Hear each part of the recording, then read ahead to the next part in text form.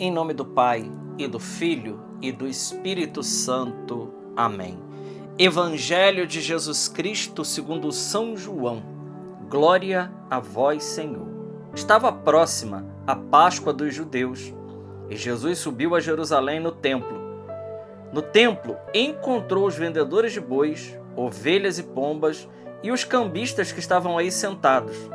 Fez então um chicote de cordas e expulsou todos do templo, junto com as ovelhas e os bois, espalhou as moedas e derrubou a mesa dos cambistas. E disse aos que vendiam pombas: tirai isso daqui, não façais da casa do meu pai uma casa de comércio. Seus discípulos lembraram-se mais tarde que a Escritura diz: o zelo por tua casa me consumirá. Então os judeus perguntaram a Jesus: que sinal nos mostras para agir assim? Ele respondeu: destruí este templo, e em 3 dias eu o levantarei. Os judeus disseram: 46 anos foram precisos para a construção deste santuário, e tu o levantarás em 3 dias? Mas Jesus estava falando do templo do seu corpo. Quando Jesus ressuscitou, os discípulos lembraram-se do que ele tinha dito e acreditaram na Escritura e na palavra dele. Palavra da salvação. Glória a vós, Senhor. Meus irmãos, neste sábado, dia 9 de novembro, hoje nós celebramos a festa litúrgica da dedicação da Basílica de São João de Latrão. É uma das igrejas mais antigas, de Roma principalmente, e muito importante para cada um de nós.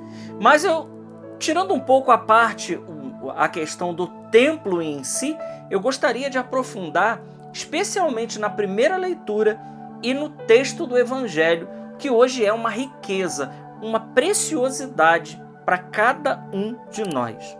Veja, o texto do Evangelho fala que Jesus estava no templo, o templo de Jerusalém, ao qual afluía e corria toda espécie de pessoa para lá.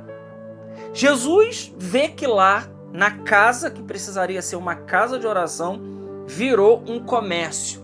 E Jesus pega um chicote e ele expulsa os cambistas, os vendedores, aqueles que estavam ali praticando o comércio, e diz algo muito importante. E aqui está o centro desse texto do Evangelho, que nós vamos completar ele depois, e a primeira leitura vai fazer com que a gente entenda ainda mais esse texto do Evangelho. Jesus diz: está escrito, a casa do meu pai é uma casa de oração e vocês fizeram dela um covil de ladrões. Não façais da casa do meu pai uma casa de comércio. Não façais da casa do meu pai uma casa de comércio. Então veja, é evidente que o templo, ele é o lugar onde nós vivemos a presença de Deus. O templo físico. Por isso é importante, e é lá que nós celebramos, por exemplo, os batizados, os matrimônios, a Santa Missa. Não que não possa se fazer uma missa, por exemplo, campal, até a igreja permite, mas o lugar de culto por excelência é no templo, aonde aquele templo, aquela igreja, aquele altar, ele foi abençoado, ele foi dedicado. Aquele espaço é um espaço reservado para Deus. É um espaço dedicado para Deus. Por isso a importância da igreja. E eu digo igreja não só nós, mas a igreja material, o templo aonde acontece a reunião. A palavra eclésia, vem de eclesia, que significa isso, reunião, convocação, assembleia. Nós estamos reunidos em assembleia, num lugar determinado. Esse lugar, ele é importante. Se nós formos voltar no Antigo Testamento e ver que a Arca de Deus ela andou de tenda em tenda até que Davi construiu, até que, primeiro começou com Davi, depois Salomão constrói o templo aonde habita a arca, a presença de Deus. Ali está a Arca da Aliança e tem toda ali a descrição dessa arca.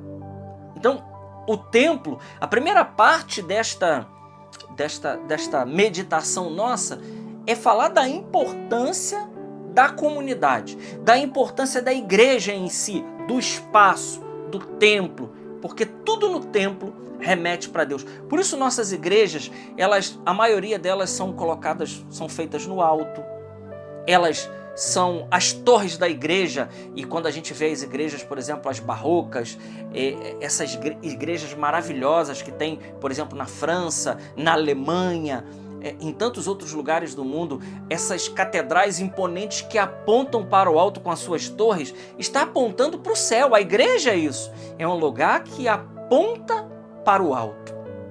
De maneira que, quando a gente entra numa igreja muito imponente, a primeira impressão que a gente tem é que nós estamos chegando no céu. É isso. Porque tudo ali precisa comunicar a Deus. A disposição do altar, a disposição onde está a Sagrada Pia do Santo Batismo, o batistério, ali onde é realizado a pia batismal, desde a ornamentação, as imagens, a decoração, o material usado. E por que tudo precisa ser muito belo? Porque o belo reflete Deus. O belo reflete Deus. Então, já vê que, não criticando, mas as portinhas não refletem Deus. Deus, ele é refletido no belo, na beleza, né? A beleza que reflete Deus. Então, eu gostaria de trazer isso, a importância da reunião, do templo. Mas depois Jesus fala de algo mais importante ainda. Ele diz: destruir esse templo e eu colocarei ele de pé em 3 dias. Ora, Jesus estava falando do templo do seu corpo. Que quantas vezes nós fazemos do nosso corpo, da nossa vida, do trono do nosso coração, covil de ladrões. Jesus diz: minha casa será chamada casa de oração. Então, dentro do nosso coração, ali só pode reinar Jesus Cristo. Ali só deve reinar Jesus Cristo. Ele é o rei que senta no trono do nosso coração. Nenhum vendilhão, nenhum trocador de moeda, nenhum cambista pode se assentar e tomar o controle do nosso coração, porque o nosso coração, a nossa vida, o nosso corpo, a nossa alma, tudo que somos, pertence a Deus, meus amigos. Mas veja, eu gostaria de subir um pouquinho aqui e ir na primeira leitura, essa opção do livro do profeta Ezequiel, capítulo 47, porque isso aqui é maravilhoso. E enquanto eu lia essa primeira leitura, eu não tenho como não lembrar do Evangelho de São João, capítulo 15, que Jesus fala algumas palavras muito importantes para cada um de nós. Jesus diz: olha, não foi vocês que me escolheram, foi eu que vos escolhi. Jesus diz: sem mim vocês não podem fazer nada. Jesus diz que o ramo, se não estiver enxertado na videira, ele seca e ele morre. São palavras de nosso Senhor no capítulo 15 do Evangelho de São João.